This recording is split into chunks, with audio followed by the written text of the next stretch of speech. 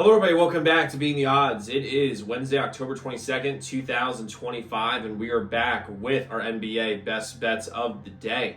If you're new to the channel, my name is Zach, and welcome to Being the Odds, and make sure you hit that subscribe button, like this video, hit the notification bell so you never miss a pick. We post these NBA videos every single day. The NBA is on, all the other major sports as well. We have an NHL video out right now, so definitely go check that one out after you're done with this one. Excited to have y'all here. Let's go win together today. Let's go make some money. So to recap yesterday's results, on the free picks, we went 1-1. We went 2-1 though, because we had the Warriors minus 2.5 on our membership. But over 225.5, Golden State and LA. Early on, that did not look good. But we got it done. Absolutely love to see it. And I told y'all it was going to be rim run after rim run after rim run. And that's what happened the entire game for both teams, by the way, plus all the threes they were hitting. And then Oklahoma City minus 6.5. I'm salty I lost the bet. Probably should have won it because they were up by 6 in overtime. But I will say that game was absolutely awesome. That was so much fun. And the fact that that's the first game of the NBA season bodes very, very well for the season, that we're going to have a fantastic season this entire year. And we have 3 plays for you guys here today on Wednesday for the NBA.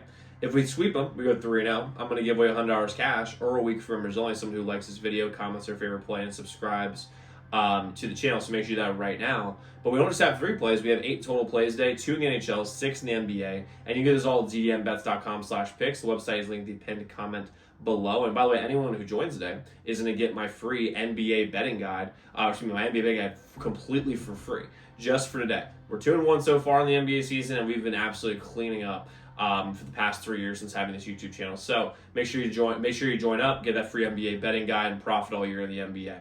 But let's get into the plays that we actually have for today. So the first play I'm going to roll with is going to be the 76ers plus 2.5 versus the Celtics. Now, do the Celtics always get the better of the 76ers? Just about. I mean, just about. But I see this Sixers team, and they have better available personnel right now than the Celtics. Like, don't let the front of the jerseys impact what this game actually is going to look like, because guard play skews heavily, and I mean heavily, in the 76ers direction. They've got Tyrese Maxey and VJ Edgecombe, by the way, VJ Edgecombe is going to be a fantastic NBA player. Watched him at Baylor all last year. Like, he is very, very, very good.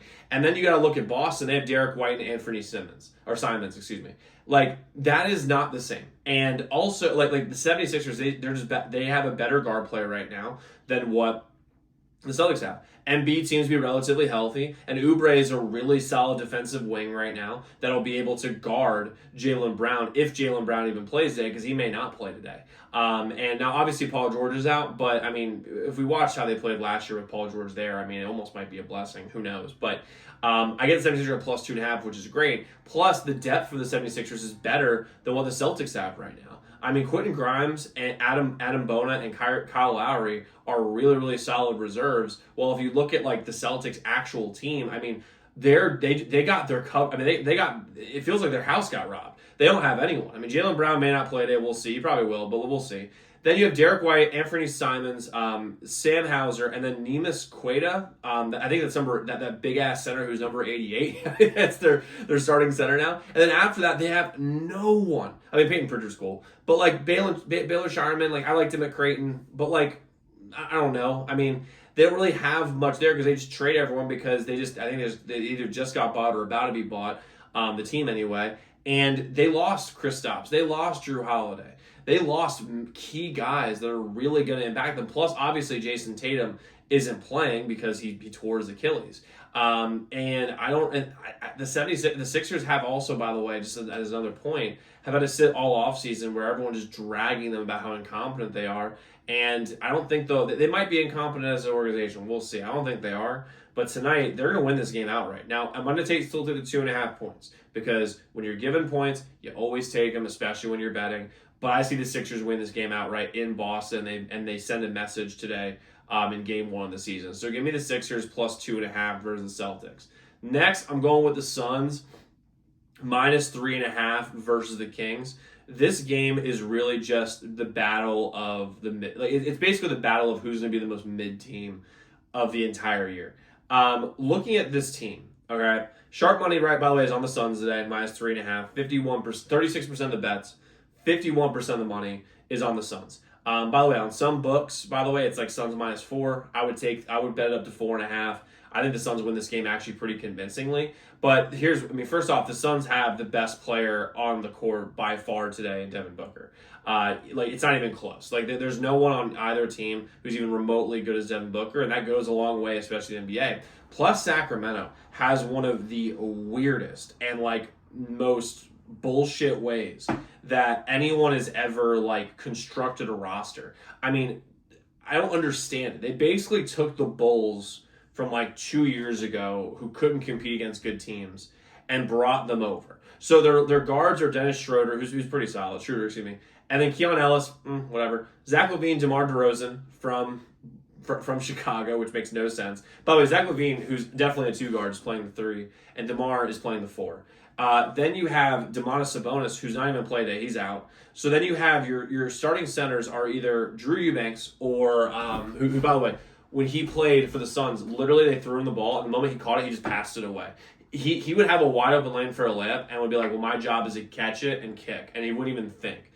And Dario Saric, who hasn't been good in, 7 years or so, they have no interior defense whatsoever today, and Devin Booker's going to run wild with that. And offensively, they don't have any three-point shooting. Then you look at, they have Malik Monk, who's actually a really solid 6-man. But if you're going to rely on Russell Westbrook being your point guard or backup point guard, not great. You just look through this roster, it makes absolutely no sense. Now, Phoenix lineup doesn't really make much sense either, but they actually match up really well, specifically with the Kings today, because the Kings are playing small with DeRozan and LaVine being the 3 and the 4. The Suns are going to have Ryan Dunn and Dylan Brooks at the 3 and the 4, which is actually a really, really solid defensive matchup that you get for the Suns. Plus, the Suns are also at home, which I like. Like I said, I bet them up to -4, and the Suns will be stronger defensively, by the way, without Jalen Green, because Jalen Green for them is not playing today,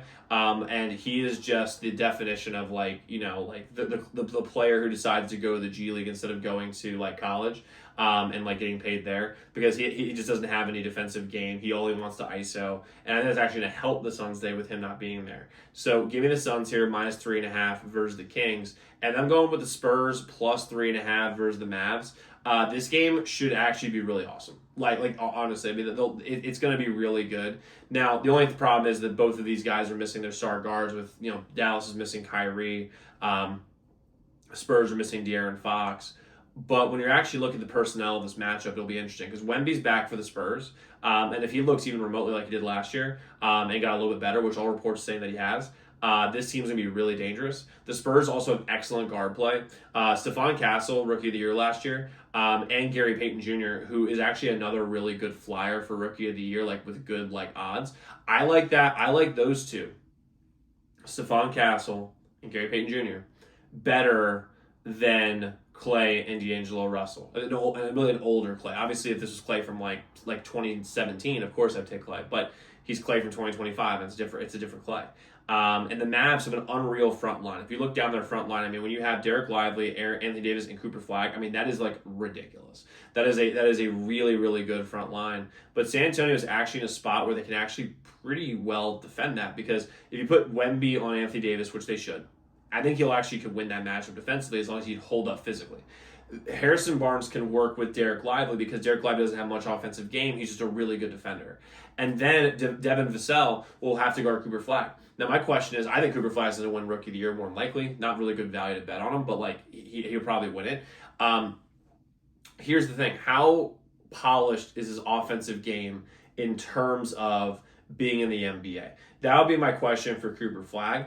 And I think Devin Vassell is a solid defender, and I think that over the as year goes on, Cooper Flagg's offensive game will get better and better and better. However, I believe that today on October 22nd, Devin Vassell is very underrated, and Devin Vassell is underrated and will be able to guard him, at least today.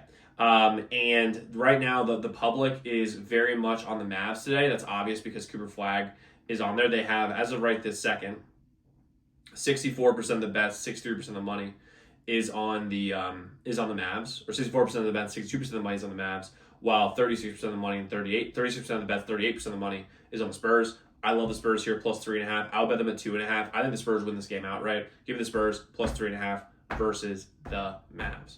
Now, like I said, guys, do have 8 total plays today. And 8 total plays today, 6 in the NBA, 2 in the NHL.